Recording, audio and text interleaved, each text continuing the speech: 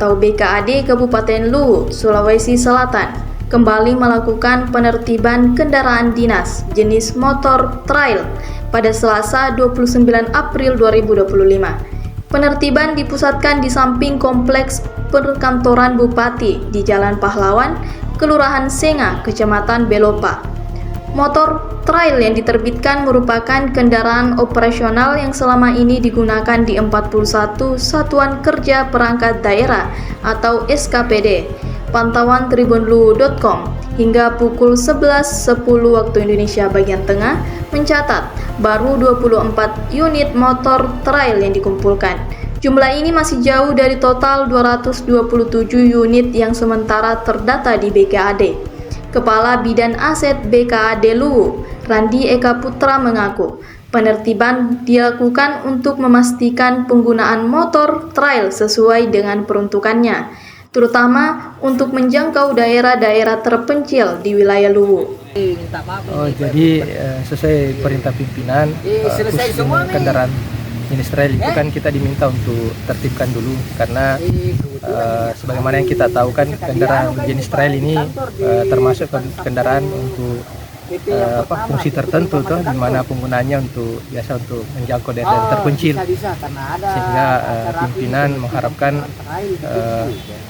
dikumpul dulu untuk kita cek kebenarnya apa memang sudah dikuasai oleh teman-teman yang memang tugasnya berkaitan dengan tugas-tugas yang untuk mencapai daerah-daerah yang sudah terjangkau.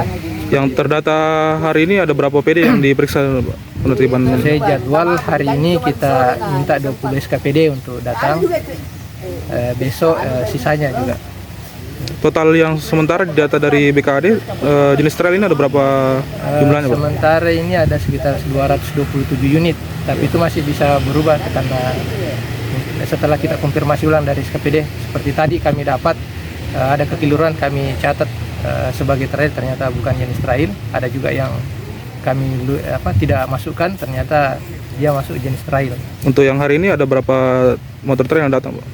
Itu sebentar baru bisa kami fixkan karena kita masih tunggu sampai jam 4 dari jam kantor. Ini juga termasuk dari 111 kendaraan dinas yang tidak diketahui itu, Pak? Trail juga ini?